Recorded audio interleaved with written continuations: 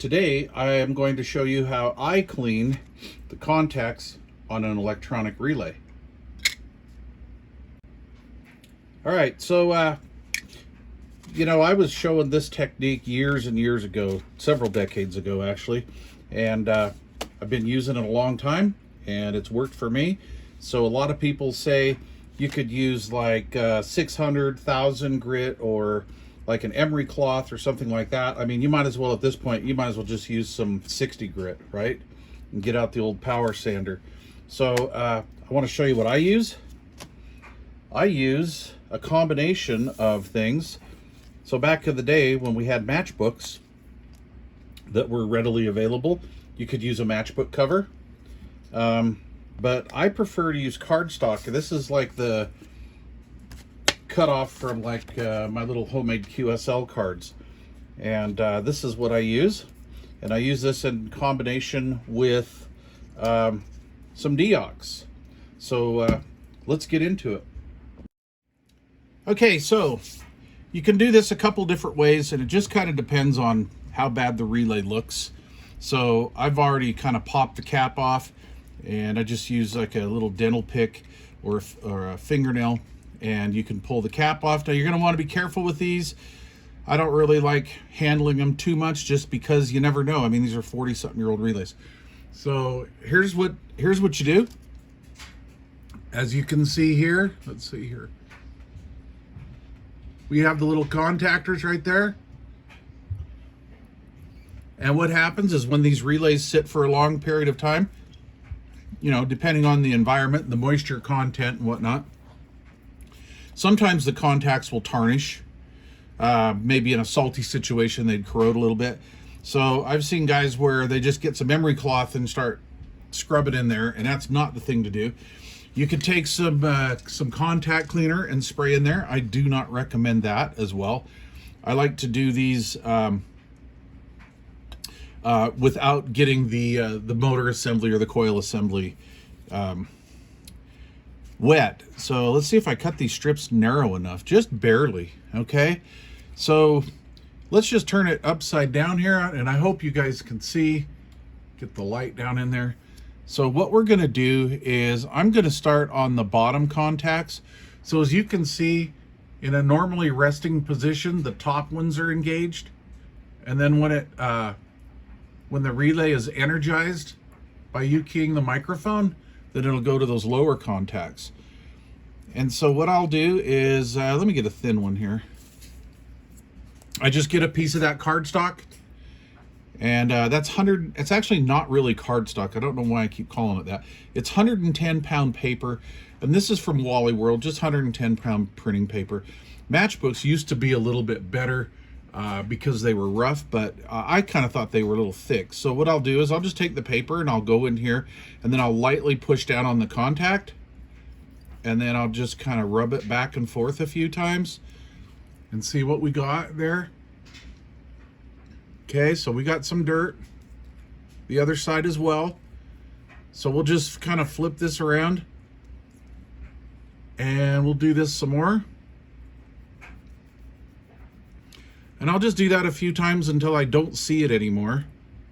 Like that's a lot better. Okay, let's do the top. And come on. So on this one here, we're gonna have to push down to get it in. See if I can get my fingers to do that on camera here. But we're going to, now I may need to cut that down a little thinner. No, I can get it in there.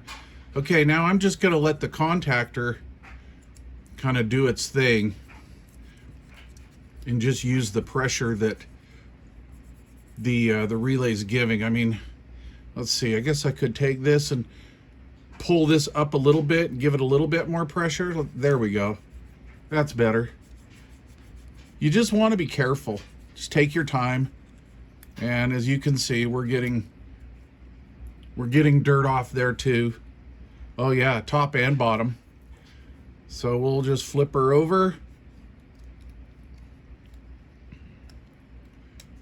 You just don't want to bend anything. You don't want to force anything. If you have to force it, you're not doing it right. So I'm just going to grab it here. So I'm kind of refining my technique on this relay here on camera.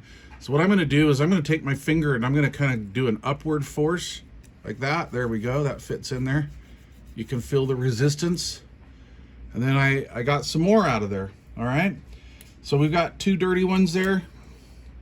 And I may need to cut it. No, I cut enough. Okay. Let me see here. All right. So we've gotten the dirt off. Now what I want to do is I want to use a little bit of DeOx for cleaning, you know, because we kind of got that first coat off of there, roughed off, and get out the old trusty DeOx. Look at that anamortizer on that puppy. That sucker will get into anything, right? All right, so we're going to wet that down a little bit, or a lot. You know, I'm not stingy with this stuff. They'll make more. So let's do the top one first, because that's just kind of the hardest one to get. So let's get her back in there. Come on, Mike. Get her in there. There we go. So I'm going to use the cleaner itself to clean up, and then we're going to give it just a little coat of the DeOx, you know, so we're cleaning and coating at the same time. We're just going to give it a little bit of protection for down the road. And let's mimic that energizing. There we go. There's a little bit more resistance. And I'm just going to kind of finish pulling that through. And we have more off of there. And that bottom, we got more off the bottom too. So I'm feeling pretty good about that. I think we'll call that one a wrap. And where'd my other piece of paper go? Did I just lose it? I think I lost it. All right, well, you know what? Oh, there it is. That's kind of wide. Will that fit in there? Yeah, okay. So let's do the same thing. We'll just kind of give her a little spritz. Again, you know, I know this stuff's spendy. It's like 28 bucks a can or something like that, but how much is one of these? Try to find one of these. Okay. You can get a lot of jobs done with a can of DeOx.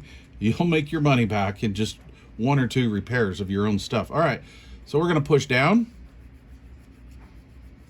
And this is a replacement relay for my Cobra 138 XLR.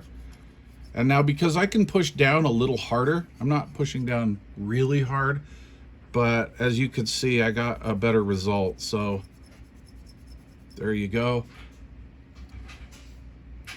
And wow, we got a lot off of there. All right, well, let's go back and retreat.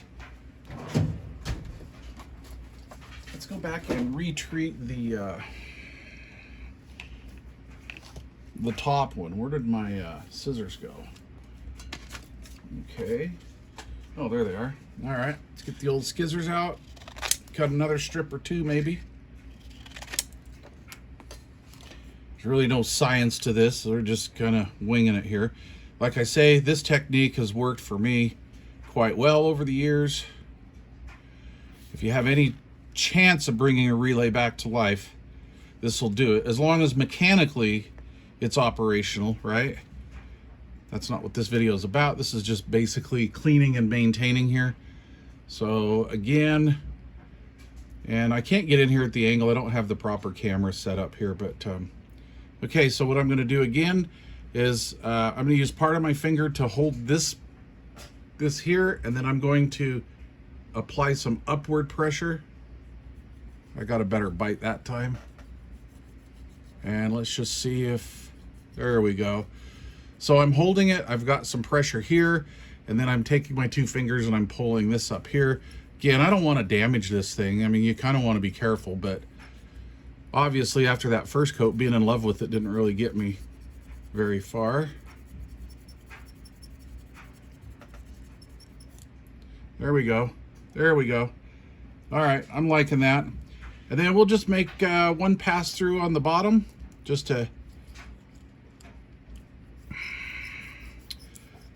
kind of dry it off, but we're kind of drying it off and possibly polishing it a little bit with the Deox. We're still getting a little bit off there. But we could sit and play that game all day because those contactors are just made out of a material that's going to leave some marking anyway. Slide that in there. Do that again. Apply a little upward pressure. And there we go. See, I almost gave it too much. I could feel that I was messing with the spring movement a little bit there, and we don't want to do that. We don't want to ruin the relay, right? We want to fix that puppy. So there we go. All right. Blow it out.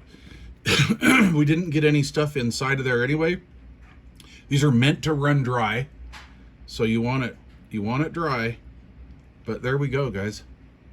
Ready to put back in the Cobra 138. In fact, I'll be filming that video today, so stay tuned. But anyway, that's how I clean a relay, and there you go. And if this was going to be a showpiece radio or something like that, now this plastic's pretty brittle, I would actually get some of my scratch out and clean this up. This looks like it was in a smoker's environment. That's a shag nasty looking relay outside, but on the inside, she's looking good. Alrighty, please leave questions below, and thanks for watching. All right, little bonus footage here, and because of my OCD disorder, I have to get the plastics out, and try to bring this to a polish and clean this up. I did clean it up a little bit, but there you have it. There you go. Anyway, ready to go back in the one, or not back into. This is going to be transplanted into the to the 138 XLR. Sweet.